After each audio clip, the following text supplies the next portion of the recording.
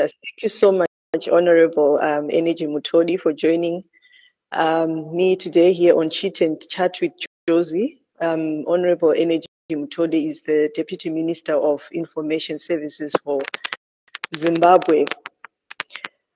Thank you. How are you, Honorable?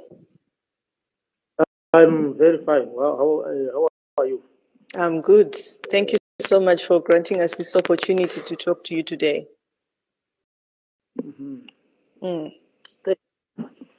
So, who exactly is Energy Mutodi? Where were you born? Which school did you go to?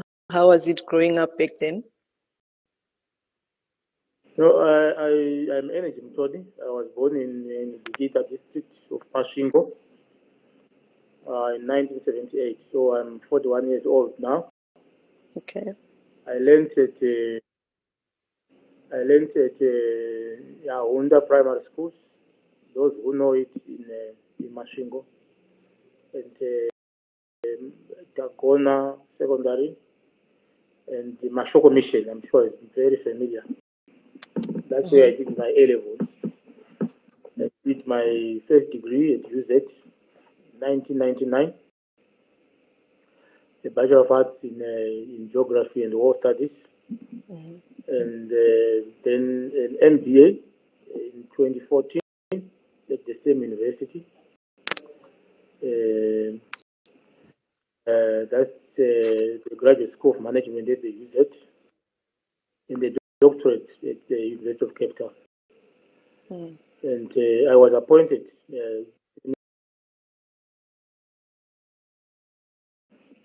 which were won by His Excellency President Mnangagwa. So, but previously I worked as a Chief Executive Officer of the National Housing 2006 to 2018. So briefly, that's me. And would you say why do you think you were appointed as the minister by His Excellency President Mnangagwa? Do you think it's because you deserved it, or it's because of your relationship with him? No, I've worked for the party for a long time. Since 2001, I was very active in the Youth League. I created a very strong CV, political CV, in my Mashonaland East province, where I'm based. And there was a lot of fighting for who was to be the next president after Mugabe. Of course, I happened to be on the right side of people who are campaigning for the right person. Your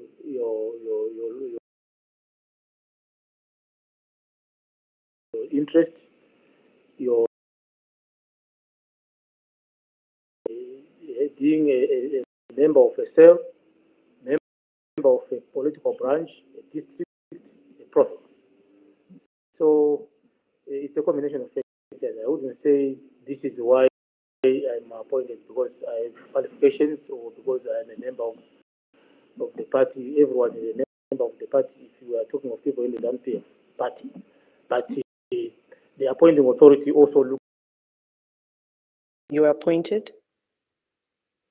If we are members of the same party, obviously we happen to share the same views, we happen to interact and so on. So that is not something I can say is here or there.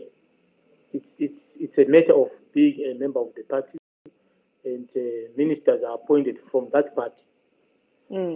And they must also be known to the appointing authority. He must also know you. He interacted with you before. He must have an idea of who you are. Basically, that's what I think. And there was a picture that went around. I think you know that picture when he was holding a mug, the boss.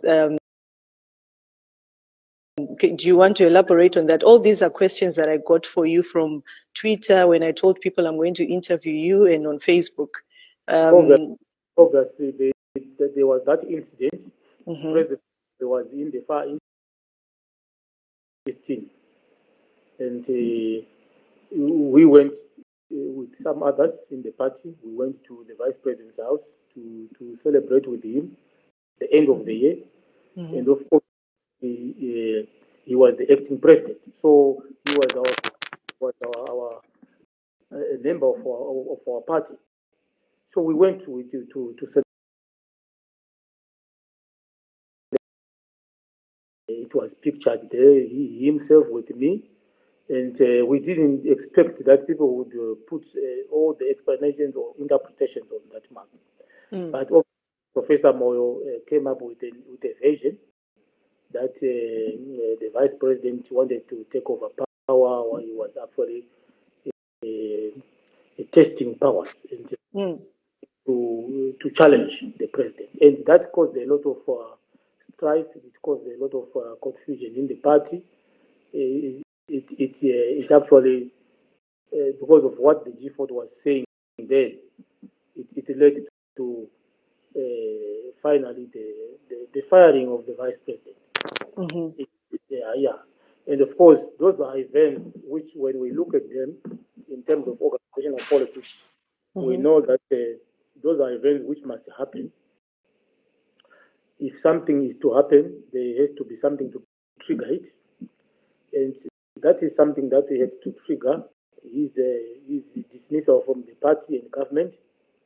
And of course, that was his way of coming to be the president of the Republic of Zimbabwe. So he's there now as the president of the Republic. All those things that happened in the past were just landmarks. They were just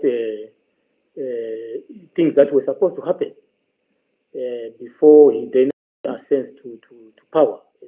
This is a lot of things for the party, but I mean, holding such an office as a Deputy Minister of Information Services, I mean, everybody knows you have a criminal record before these issues about stands, and what can you say about that?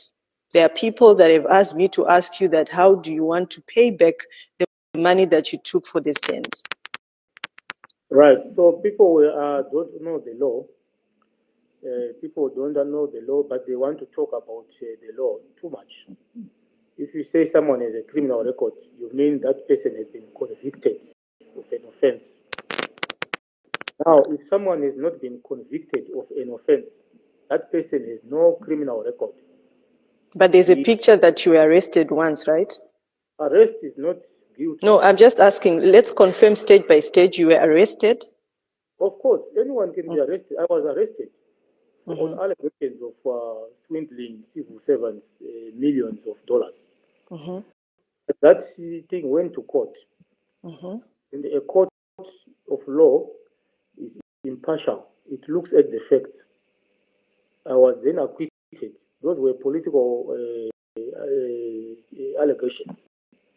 Remember, by then I was about to contest in the Goromons West constituency as member of parliament against Beata Nyampinga. And I had enemies. I had enemies in the Mujuru camp who were saying I was fighting on the Mnangagwa camp. And people like Kaukonte who wanted to ensure that I rot in jail. So they came up with those allegations, teamed up with some members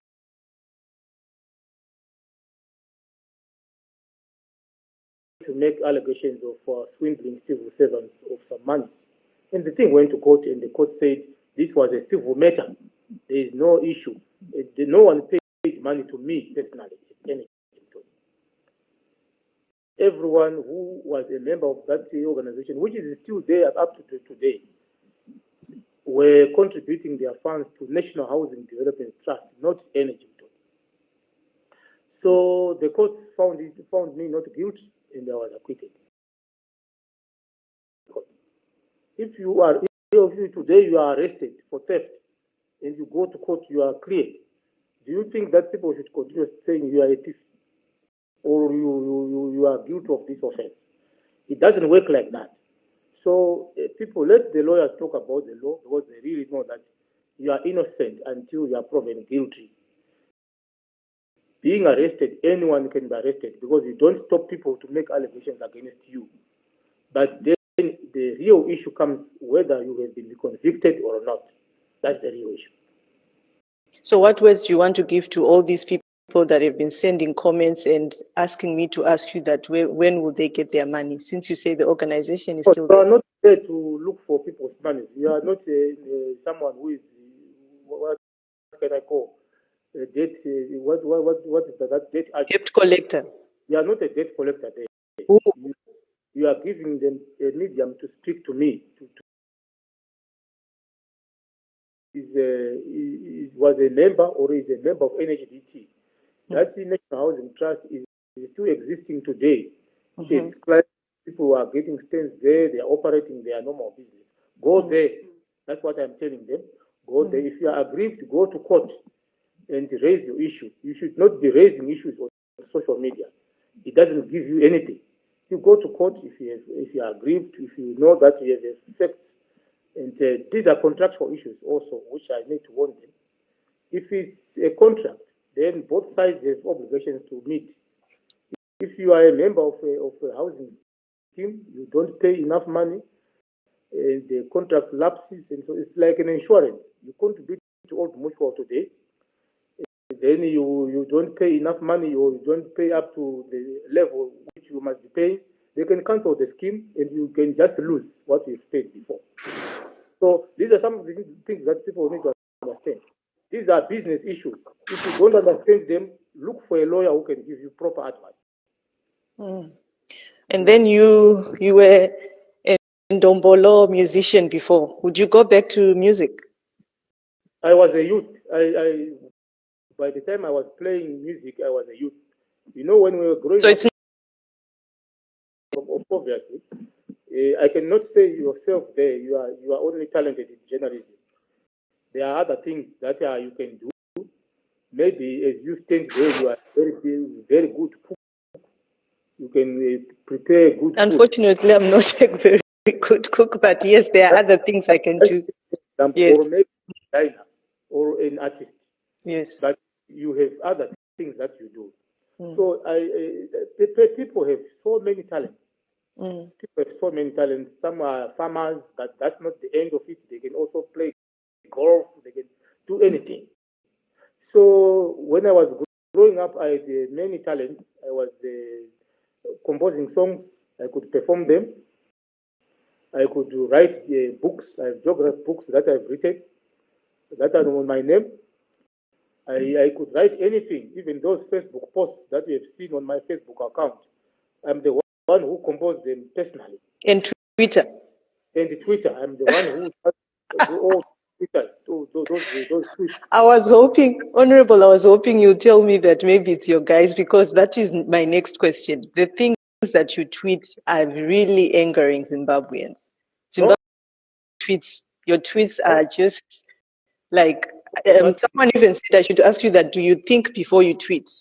Do you think it's all Zimbabweans who have that kind of view, or it's only a few who are haters, who think that you should tell me, because you know your people. I mean, you're a leader.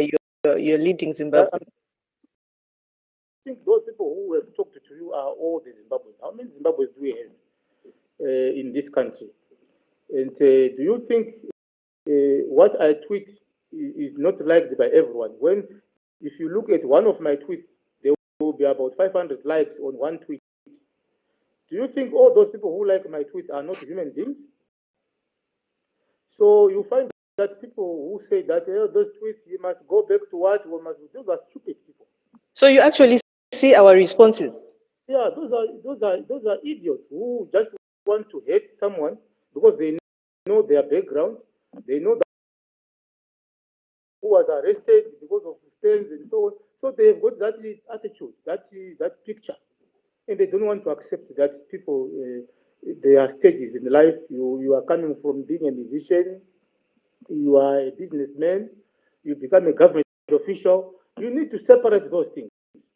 You don't need to stick to one thing that I knew. I used to know him when he was a musician, or I used to know even Professor Jonathan Moy was a musician. He's a very good musician. He can compose songs. He can run a studio. He used to have a studio in Zimbabwe. I even look. You've spoken about Professor Jonathan Moyo like twice now since we started this interview. Is he your role model? You seem to be referring so much to him. I'm talking about people who have occupied my office before. He's not the only one. We have Superman Wanzira as well. I was going to tell you about Webster Shamu. Webster Shamu was a DJ, and he rose through the ranks to become a minister of information. So you find that the people who normally get to be appointed as ministers of information must have an idea of music. They must have an artist quality in them for them to really perform their roles very well. So this is not starting with me, but you find they try to control how they think. It doesn't work like that. Okay, Honorable, just to talk about Zimbabwe now in general, are you really happy with the state of the nation right now? We have a nation which is in trouble, because of so many things. We have had 38 years of misrule, if I may say that. Our economy used to be the envy of Africa. This country used to be the jewel of Africa. It used to be the bread basket of Southern Africa. But we have lost that overnight after our chaotic land reform program. And it's something that we could not avoid at the same time, because the liberation war struggle was fought on the basis of the land. People wanted their land back. And when President Mugabe decided to take that land back, there were repercussions, of course. The whites, the Americans, British, they then sat down. They crafted what they called the Ridera, basing on human rights abuses and so on. And up to now, we are reeling under sanctions. We need to overcome those sanctions. This is why when President Mnangagwa came into power, we have always been emphasizing on re-engaging with the British, re-engaging with the United States of America, and also we have made efforts to rejoin the Commonwealth to ensure that we are no longer an isolated country. Now they are also coming on that. But of course, we cannot then influence their system. If you are talking of the United States, it's actually law that they block us from accessing funding from bilateral and multilateral institutions. So our economy is suffering in a very big way. We have shortages of fuel. We have shortages of raw materials that we need to reactivate our manufacturing sector. We have shortages of partners. Investment is not coming because of the sanctions there. And we need to really overcome this. But of course, we are not saying we are not progressing as a country. We are moving. Are we? Pardon? Can you come again? We are progressing as a country. In terms of our economy, we have launched the Transitional Stabilization Program. This is a program that is meant to strengthen our economy and to put it on a strong, firm footing that can then attract investment in the long term. So you have seen that we have implemented austerity measures, which are meant to ensure that we live within our means.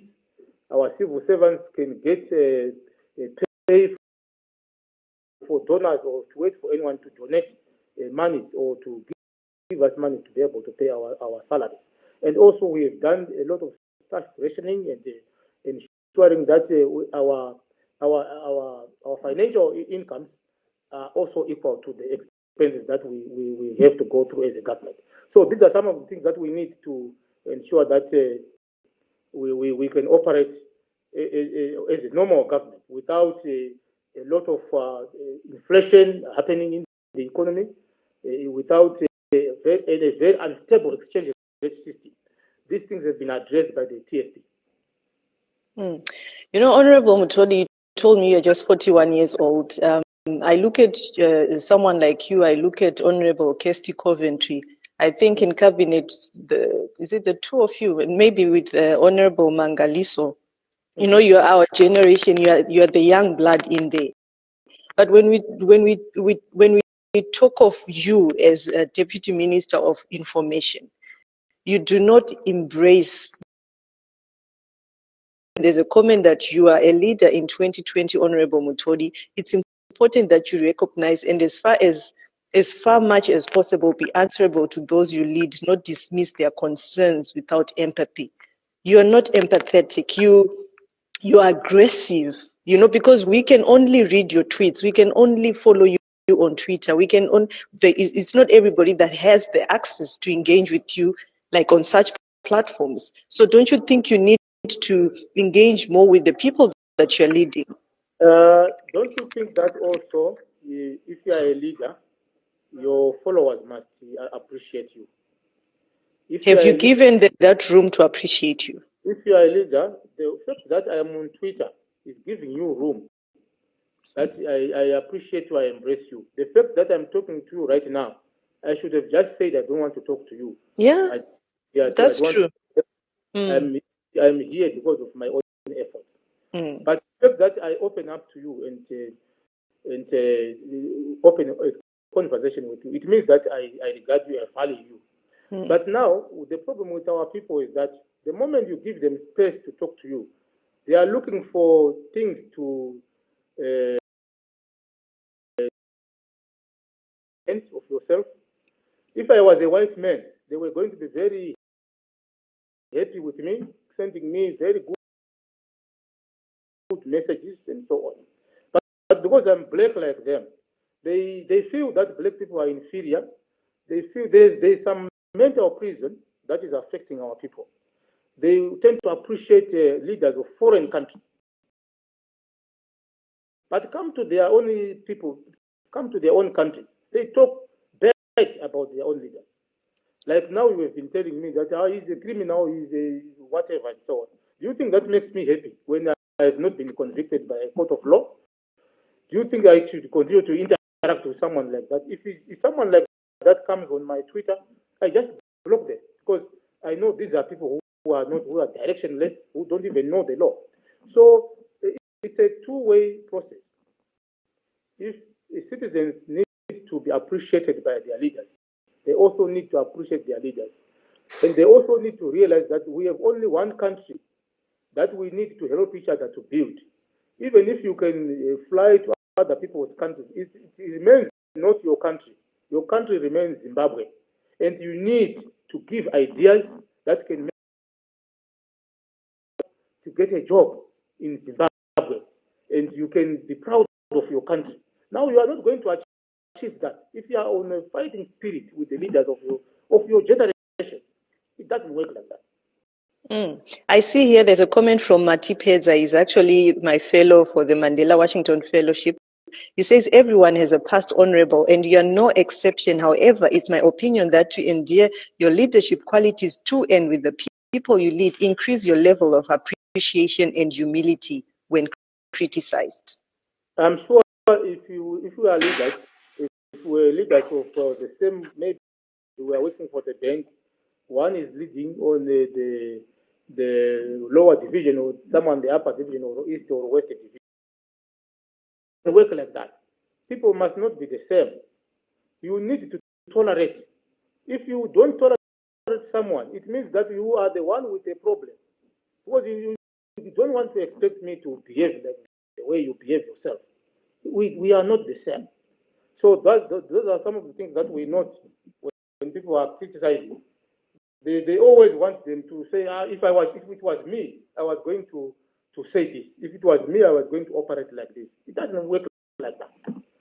People Okay. must, yes.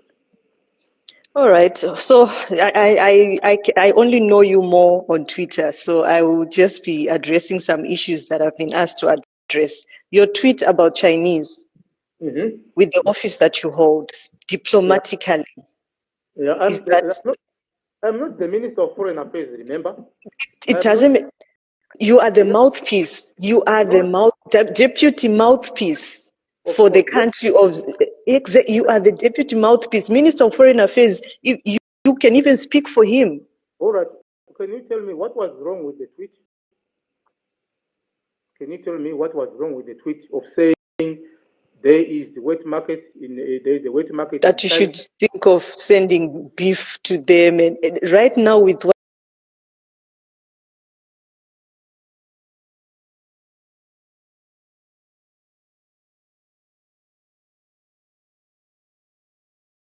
that is an attack on the Chinese people, because right now with the office that you hold, and you people in government say that look East policy, Chinese are your friends. And then now we see Honorable Energy Mutodi tweeting, dissing the Chinese. That's the wet market. Can it really infuriate you? I'm speaking to you as a journalist right now, not as a Zimbabwean. All right. Let me then answer you. That tweet, there's nothing in that tweet that is wrong, unless someone who is reading it has some mental problem or some which people actually say the person who's tweeted it has a mental problem. Yeah, of course. That's why I'm saying we need to you need to relook at that. Okay. Because if you look at Donald Trump, the president of the United States, he has described this as a Chinese virus, and he is not totally wrong, because this thing is from China. We haven't heard anywhere where it is originated from, and we haven't heard you black people denigrating Trump to saying, why is he saying that it's Chinese virus? I have personally, I have many times on my Twitter. Supporters in what he said. Everyone now in the world is now talking about the Chinese virus, and some people who is saying the wet markets in China are the source of the virus. Why? Because people are eating dogs, people are eating cats, and the Chinese themselves are even admitting that they are going to start making restrictions in terms of how those wet markets are handled. You now say, because it has been said by Mutodi, it's wrong. So I'm saying, you black people, you are very much in mental prisons. You don't know who you are. You think views by black people are wrong, yet we will be giving you facts. What I said in that tweet is not wrong. Is not. There's no single Chinese who can say you are wrong, because they are running those wet markets. Those snakes are being eaten in China. Those dogs are being eaten in China, is it? And that is affected the whole world. That is a fact. The fact that we are all weather friends, it's something else. Of course, we are all weather friends. We cannot then be divided because of our eating habits. They are even eat the beef. Maybe they don't even eat the chickens that we eat here. So you mustn't keep yourselves in those mental prisons. Zimbabweans must liberate themselves from those mental prisons, whereby they say whatever has been spoken or been said by a black person should have been said is wrong. If it was said by someone from US or from Britain or from China, they appreciate it. That's very wrong. Okay, so I can come back where you were saying you are our generation. I am a leader in Zimbabwe, and if people don't appreciate me, they will know that I was right when I'm no longer there. You see, that's when you start to realize, Mutodi was right. You used to say this. You used to say this. So be careful, because sometimes these people were if we had followed what they were saying. Like now in this country, we have said the land reform program is there. Let our youth take up machinery, let them farm in the farms, let them own the means of production. They are running away to South Africa to look for jobs. They are running away to US. They are running away to UK. The time will come when they need those farms, which they were running away from, and they won't have those farms. They will be owned by foreigners, like the whites who are farming and selling on the local markets and making huge money. So we need to really understand ourselves, where we are coming from and who we are as Africans. Still on Twitter, and then you recently tweeted about doctors. You remember that tweet? Yes, on doctors. Right. What I said in that tweet, I know that some people who have, because when we are on social media, we have different educational backgrounds. A grade 7 chap is on Twitter. A Form 4 chap who failed some subjects is on Twitter. A doctorate holder is on Twitter.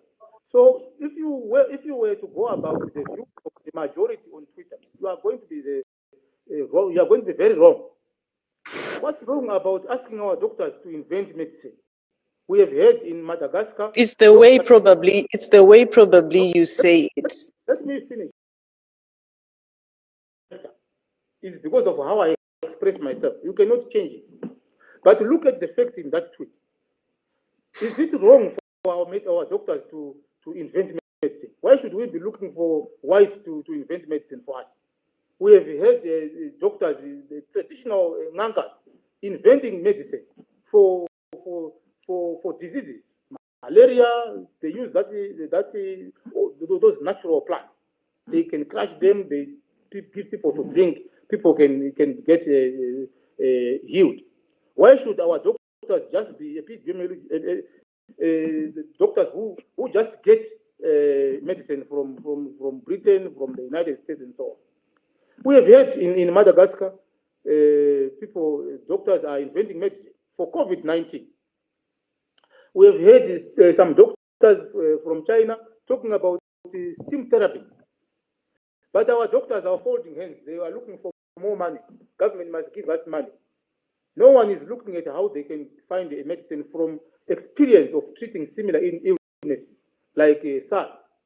But you're talking as if when doctors ask for money, they're asking they are not in their they don't have the right to do that. Our doctors are in capacity. But we want them to be innovative. We don't want them to appear like I said. What about just treating people alone is enough? They should be paid for it. Are they being paid for at least treating people before we even talk about innovation?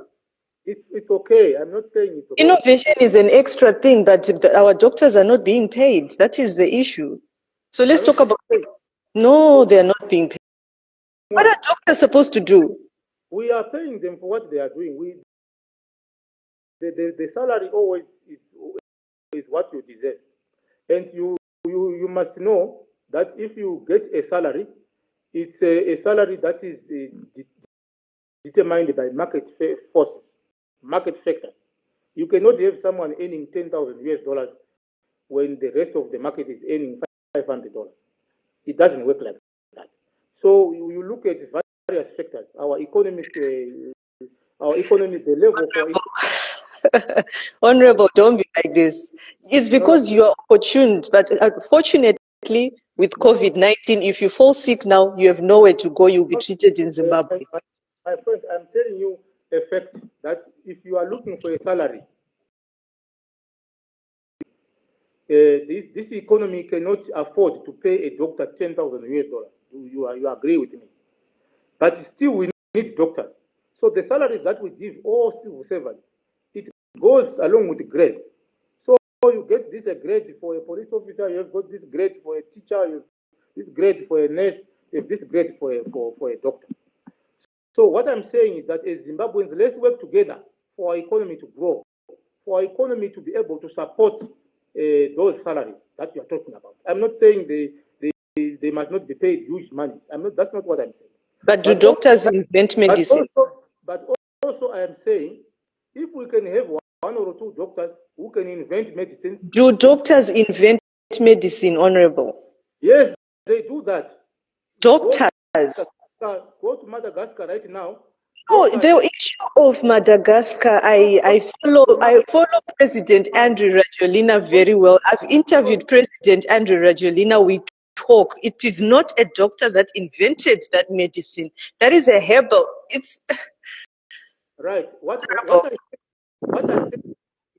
don't be understand. What about you? You hold a PhD. Why don't you invent the medicine? I have invented so many. Okay, fine. Right now we have a crisis for COVID. I will Please tell you what. I don't do that's epidemiology, but I will tell you in my field, I have written geography textbooks that are being used in schools. That's being useful. I have something to show for my academic achievement. Now we have doctors who are sitting there expecting medicine to come from Britain. And you have Dr. Magombe. And we have someone like Magaya, who is even more innovative, who can even say, I can invent medicine for AIDS. Where is it? Even if what he's saying is not yet proven to be on your brains and say people are going to, I'm a medical doctor, I cannot invent medicine. That's being very wrong. And if we teach our people like that, we are going to be servants of the West for as long as we live as a black race. We don't want people, armchair doctors who just sit there and say, we are going to get a vaccine from China, we are going to get a vaccine from Britain. After all, your black people are saying, we don't want to be guinea pigs, we don't want them to test our vaccines from us. Yet, people of your own race cannot invent even a drug for malaria. That's very wrong, and I'm challenging these doctors to say, once you got that education, there are some people who didn't get that education, who are not epidemiologists, but who have invented medicine in rural areas, and that is working. Who can tell you that this thing can treat this disease, this thing can treat that. Don't wait. Once you got that education as a doctor, it means you are advanced. You are at a better stage to invent medicine. Of course, they are telling me that there are pharmaceuticals, those scientists and chemistry people, those are the ones who must be doing that. I don't agree to that. I don't agree to that at all. What if they don't do it? Who are second-class citizens in this world? We want also black people to invent medicine. And right now I was reading in Kenya, in the United States, a Kenyan has invented, he's a medical doctor who grew up from Kenya. He has invented a drug that can be used just once a year to treat AIDS. And that is what we want. You don't want to say, I'm a medical doctor, I'm just going to the surgery and the clinic to see patients that prescribe to them medicine which was discovered elsewhere. That's wrong, comrade. Let's be innovative.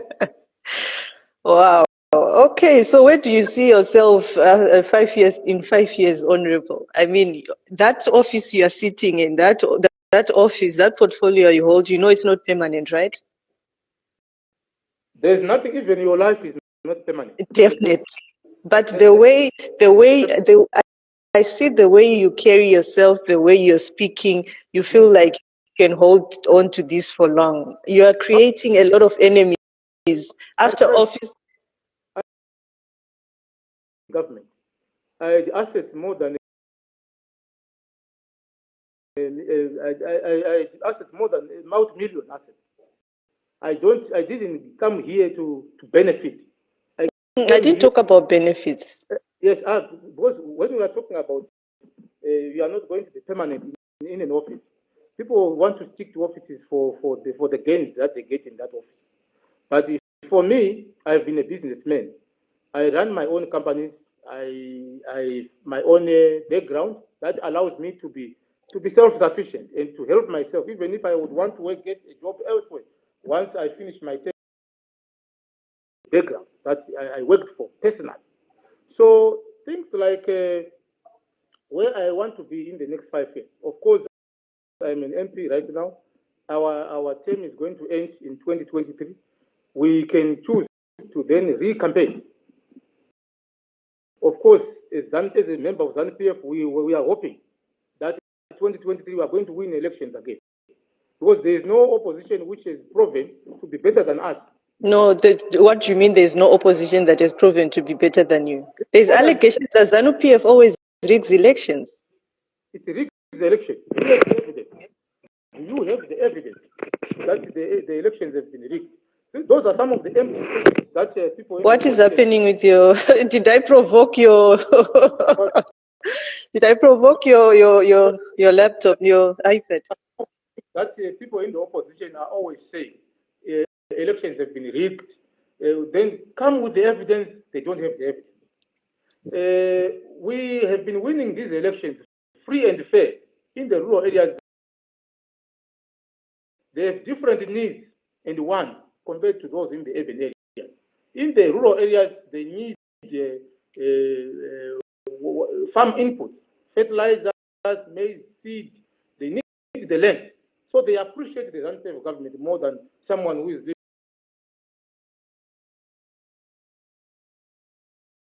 There's no solution for the roads, no solution for water systems in the urban areas.